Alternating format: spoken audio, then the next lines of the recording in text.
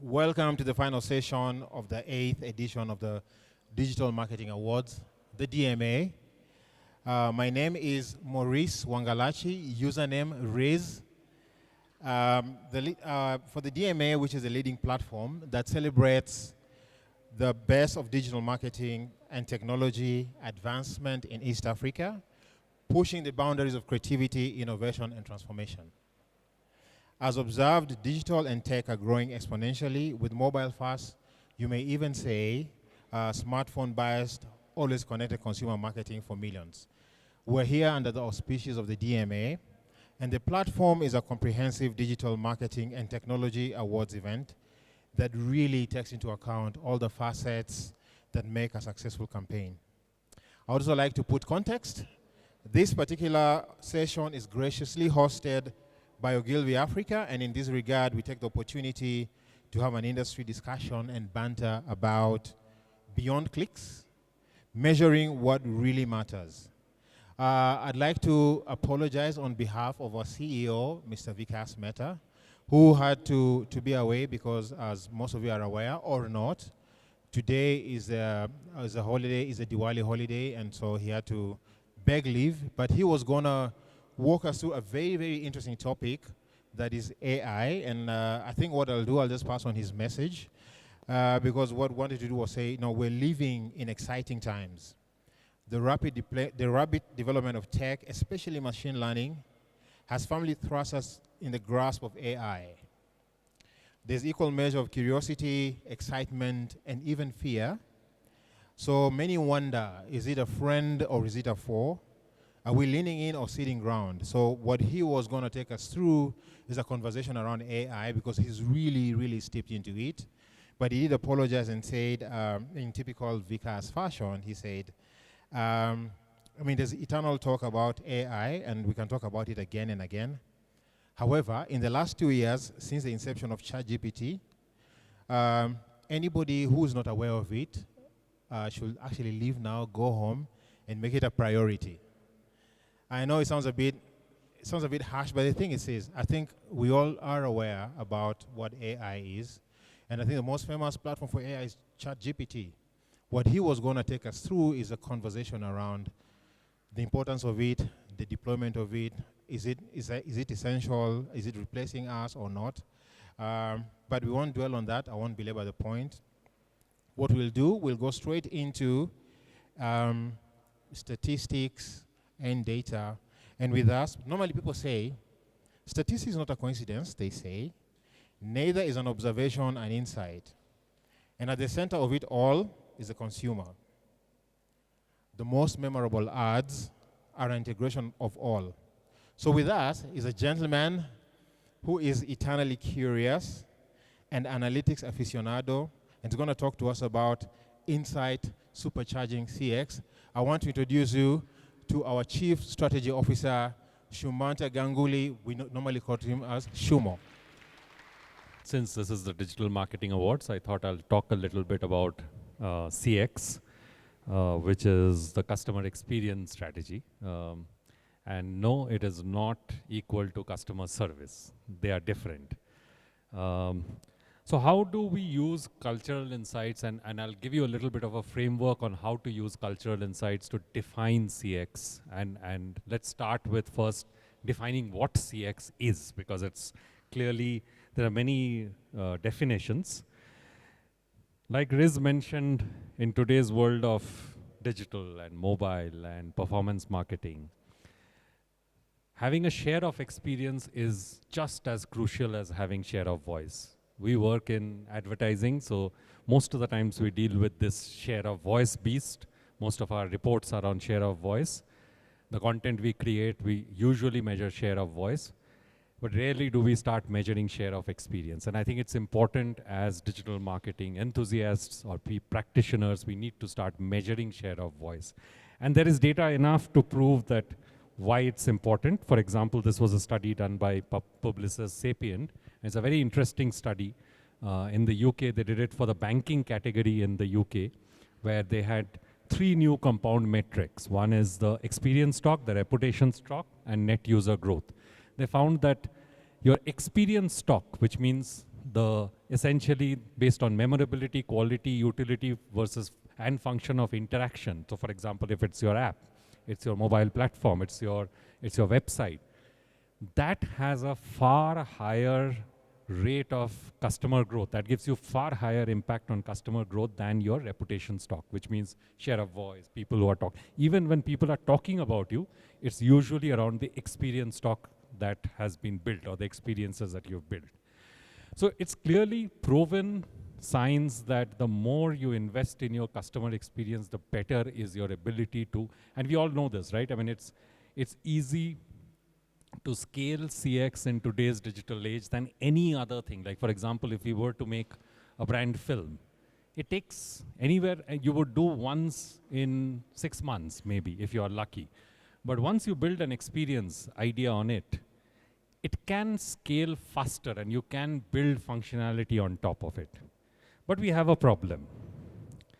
It's easier to build the experiences, and we all know this. This is a famous Mary Meeker report from 2019, and she is one of the gurus of internet trends reporting, and she stopped doing it now. But if you see, the problem is not in building the technology or building the customer experience.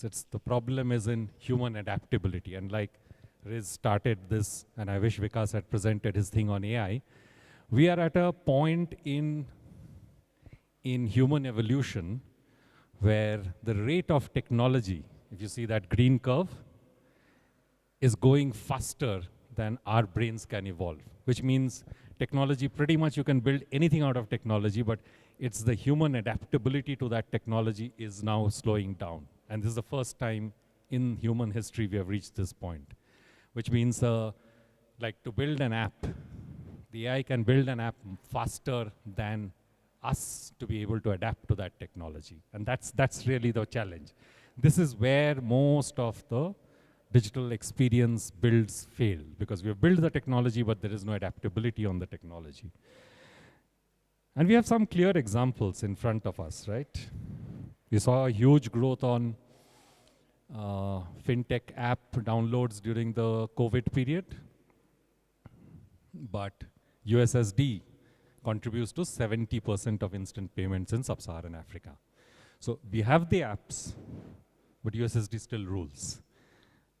We deal with this problem every day for our brands, but I'm sure many of you also deal with this. So what's the problem? The problem is solving for adoption, and most of the times we don't really solve for adoption. And I'll just put one hypothesis out there. March 2007, M-Pesa launched in Kenya. One of the key things it solved for was security, access, and banking. These are the other factors that it has gotten into since. Nobody talks about, have you heard any fintech app talk about security? Rarely they talk about security, but that's one of the key things which got M-Pesa going, right? When we built the apps, we forgot that security is one of the important reasons why people would start into adoption. That's one thing to consider. But how do we do this? So here's a very simple framework. And we apply this, and you can try this. Experience use cases are basically built. It's not about building the technology at the confluence of the cultural context and emerging technology influences. It's in the middle where some of the most successful experience use cases have been built. Name any use case, any successful app, Bolt, Uber, all of those. What cultural context, like for example, if you remember, Uber was not built as a taxi alternative. But the fact that everybody in emerging economies and a rich premium segment wanted private chauffeurs, and chauffeurs were low in demand.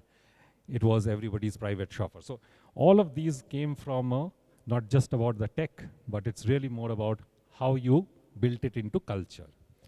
I thought I'll spend a little time talking about how we look into culture, and there are some broad strokes of cultural key themes that we've picked up, we've tracked, that are emerging. It might be repetitive for some of us who work in the agency, but for the rest, here are some cultural insights that can lead into better experience use case development. And where do we get these? We get this from this beautiful tool we have built called Insights Engine, which converts data into insights. We capture data in about 10,000 customers in 5 different countries in sub-Saharan Africa, plus social insights that sort of go into building these cultural insights. So I'll just talk about 3 trends, which I think are quite interesting. One of the first trends that we've picked up very recently, and it wasn't there. It wasn't there in the past, 2-3 months back, and this is very Kenya insight. In fact, the team who's picked it up is standing right there. We always knew that there was a lot of self-expression, and that's what fueled some of our social media content, right? But what we have started seeing, it's being coupled with the other problem of lack of trust in media, and this is specific to Kenya. So there has been low trust in traditional media, has created this phenomena called digital activists. I mean, it existed earlier, but we have not seen this kind of digital activism pick up. Now, when we think digital activism, we always think in terms of politics, but it's not so. In fact, think of digital activism in other areas as well.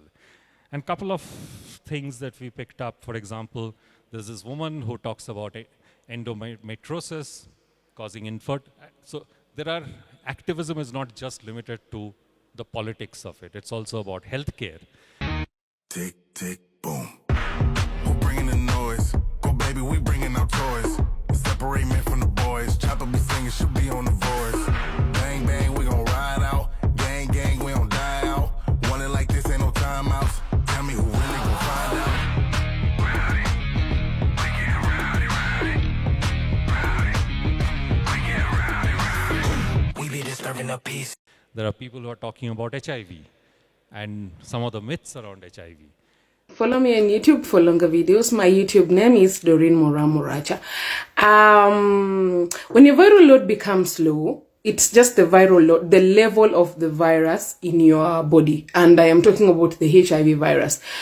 This does not apply to other viruses that you might have. So if you have HPV, if you have hepatitis B, it does not apply to them. It only applies to HIV as a virus. So if you have HIV and the level of virus, which is called the viral load, is tested using a viral load test, and it is said to be below 50 copies, then it just means that the virus it's there, it's in your body, but it's not active. It's like an inactive volcano. Let me use the example of a volcano that is inactive. It's an inactive volcano. It's in there, but there's nothing happening. So it's just cool, calm, and collected, and you're doing your thing out. That is important, and you can build experiences using some of them or using some of the content that they are producing.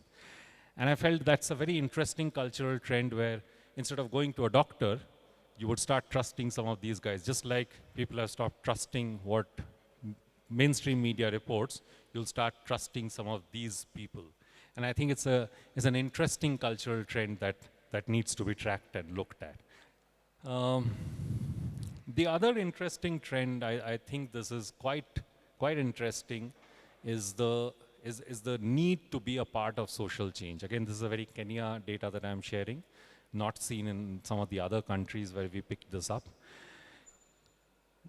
Need for financial independence amongst some of the younger audience groups was always there. But what we are starting to see now is not just about gaining financial stability. And in fact, if you see, people who earn less have a bigger urge of contributing back to society and community. So it's not just digital activism and self-expression. I'm also I want to give back to society. And that's as important to me as much as gaining financial independence.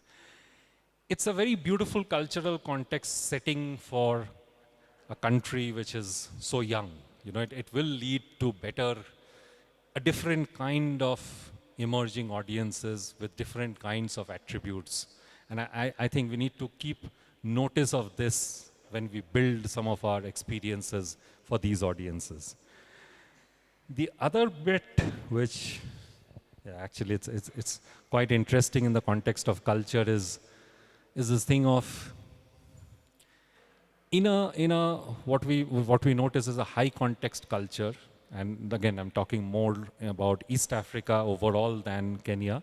What we pick up is there's a need for visual cues, tone of voice, the way I engage, the way I talk.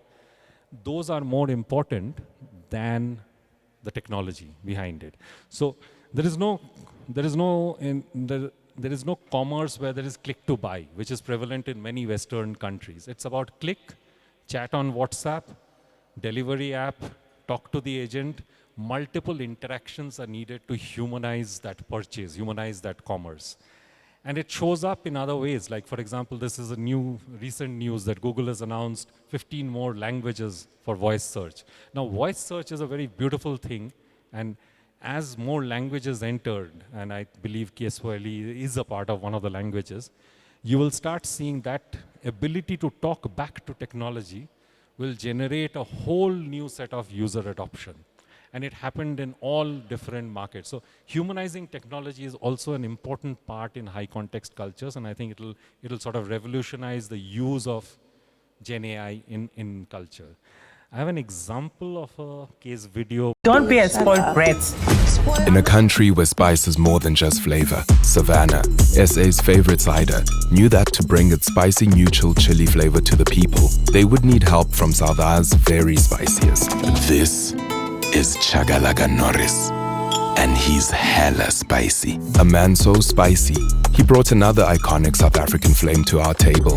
He eats Nando's chicken in Savannah ads. The legend of Chagalaga was told through TV, content, and radio. How spicy are you, Chuck? So spicy that when I'm bored, I take a taxi just to pay with the tuklipa. Inspired by Chagalaga, we made Gugu, the spiciest cider delivery system the world has ever seen.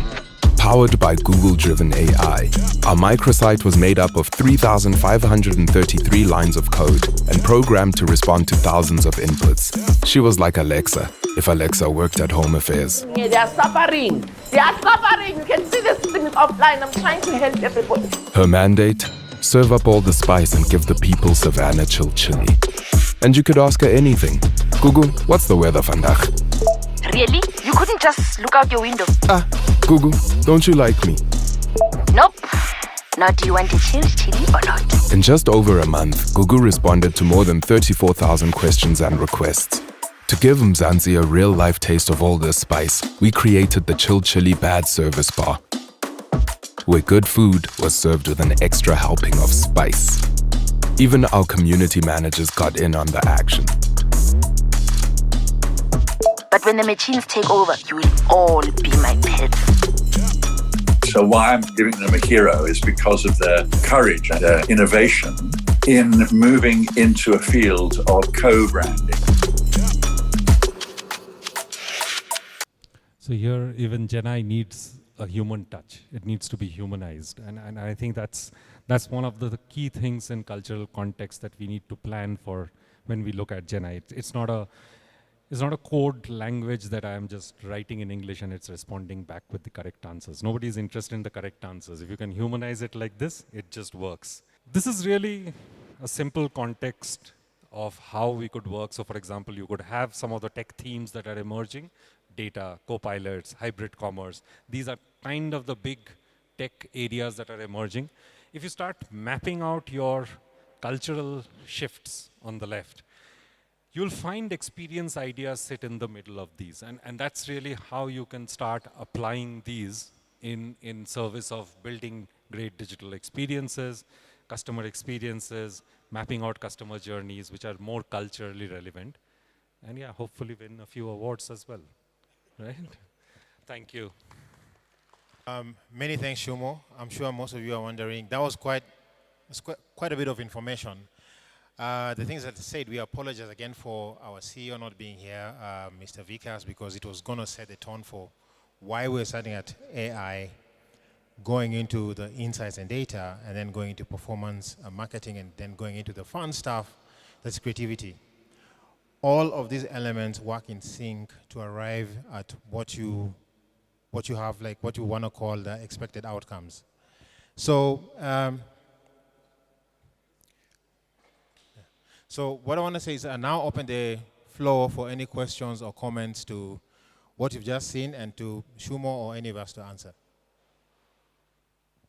My good name is Andrew Balongo Pere, and I'm a creative. And my question is, I appreciate the presentation. It was very, very informative, especially with high culture context. And I was just wondering, maybe could you just share a Kenyan example? It's very easy to share broad examples, and I see that in a lot of presentations. It would really be helpful to unpack a Kenyan high context experience. Thank you very much. In fact, the visual that I had, which was from a protein e-com website in Kenya, and it's across. If it's not a Jumia or a Glovo or any of the e-com sites which have come from other countries, most of the Kenyan web interfaces, I sometimes struggle to find a link to click and purchase. It's usually the thing that pops up, and you would have also noticed it, is a WhatsApp saying, talk to me.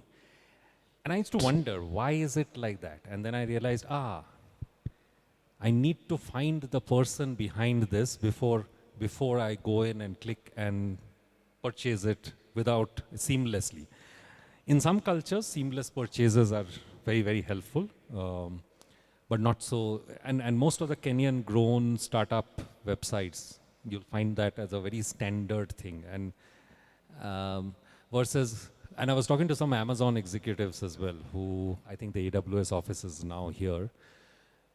That was the first thing that Amazon, when they were planning to launch, and I think they are still planning to launch in Kenya, one of the first things that they are wondering is their UX philosophy is less number of clicks to buy.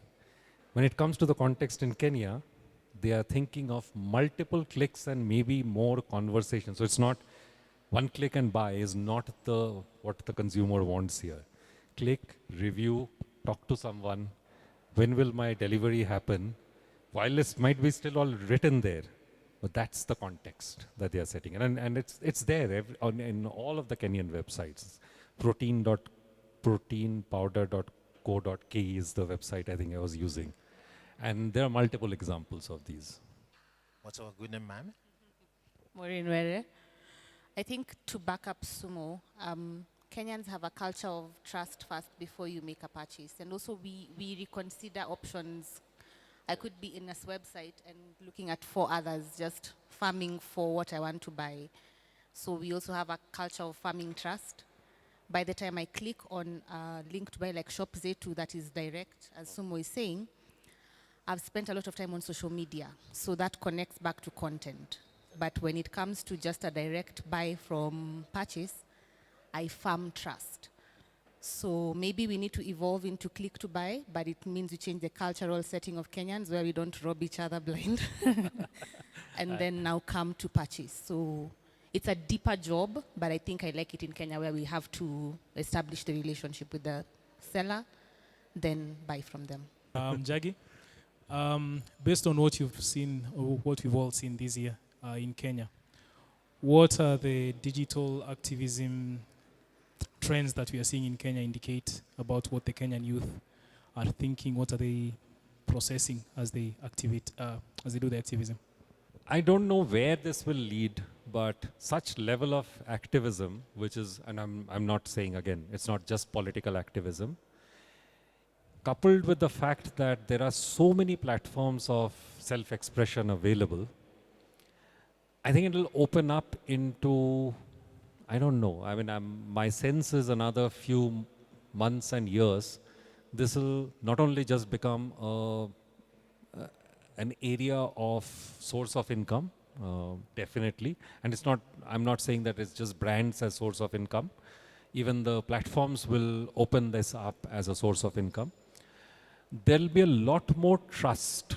So for example, if I have started something around content, around medical or health or wellness, and I get the users start trusting me, I think there will be a lot more established sort of, you might have have a person in the front, but there will be literally a team behind them who will be researching, creating, editing content, and publishing, which almost like individuals as media houses. And that's what I'm sensing will come next. Like, for example, people like Hassan Minhaj in the US. Again, they are more in the political context. There'll be more Hassan Minhajes coming out of Kenya than possibly other countries in the region. And they will be as trusted as media sources or media houses, which the earlier generation used to, the mainstream media that people used to trust earlier. I think they will become the new media houses or the new publishers, honestly. That's possibly what I can see in the near future. Into the far future, who knows? They might become the next TikTok creators. They might become the next TikTok. Like, they will become the platform creators, possibly in the far future. My good name is Collins. I have a question. Alluding to the last part of just what you've said. So my question is this. Looking at the Kenyan context, the activism that has happened and all that, where do we stand, or rather, in terms of influencers and content creators? Because I've always been of the opinion they can make more or they can do more if they specialized, so that if you're in tech, you're just in tech, and everybody finds you in your lane. But now moving forward now from where we stand, do you see a change in that direction, or do we continue with the kind of content creators who are jack of all trades? I wouldn't go there, because I don't think anything will move. Anything in the research is suggesting that generalization will work. But I think if you're a beauty content creator, there is so much depth possible, and because you've built the trust around beauty, and each of these areas, like for example, even beauty is changing with the involvement of tech. Every area, aspect of our lives is getting evolved with the involvement of tech. I think they'll get even more deeper, and they'll keep, I think that's going to, specialization will continue to remain. I don't think it is going to make more generalists happen. No, I don't think so. So if you are, well, the other interesting thing is this, and that's where possibly the only generalization sticks in. If you are a food influencer, for example, and you did not say or open up, or you did not take a side in the politics, that's where your trust will go.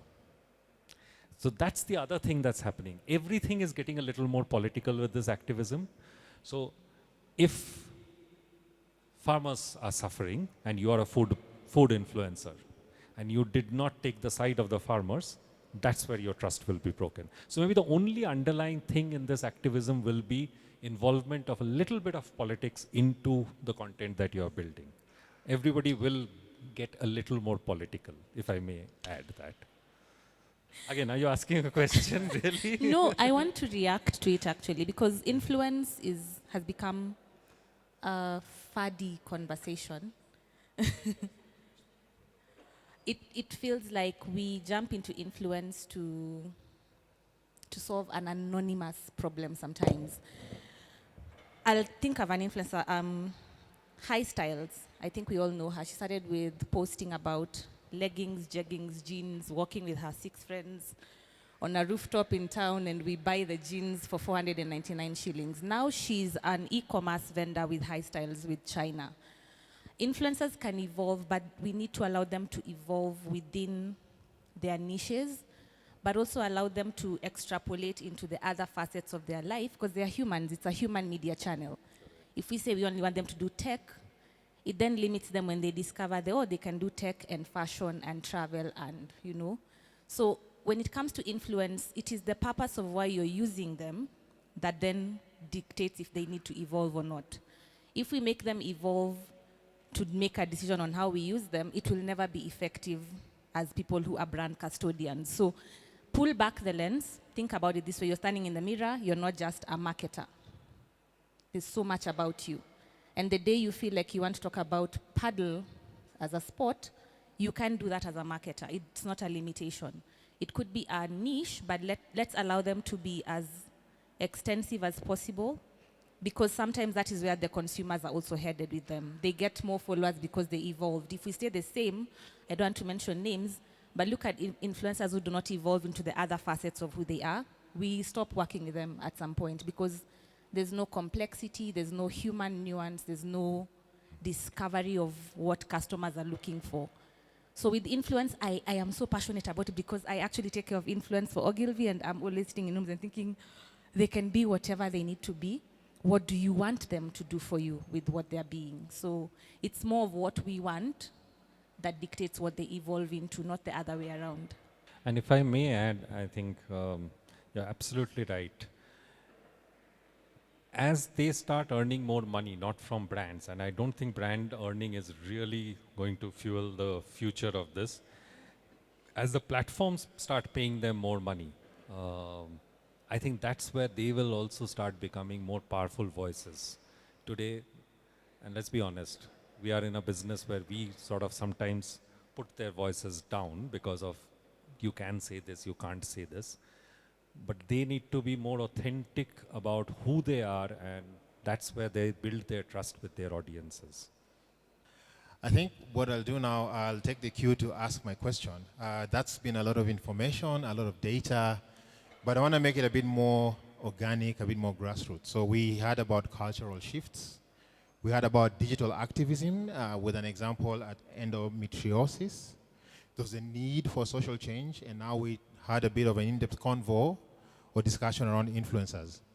But what we all know is that most of the time when you see a beautiful ad or beautiful communication or a beautiful campaign, they say it's normally rooted in a deep insight or in a deep observation, supported by data, as you have shown.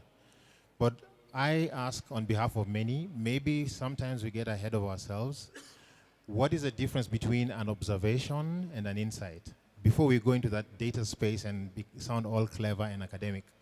Actually, data leads to more observations. The insight is when you are able to take all of that information and put it in the context of, how would I put it? Put it in the context of a consumer's feelings or thoughts, or that's really where it needs a little bit of leap from what we are observing to come to an insight. And most of the times, the best creative people I've worked with are the best people who create the better insights when we work on campaigns. So observation is what a research agency does. Creative agency does insights. That's the difference. We take all of this 50-page reports, we read through it, and we say, okay, it's all we've understood. Now let's write what they really want, what the consumer really feels inside.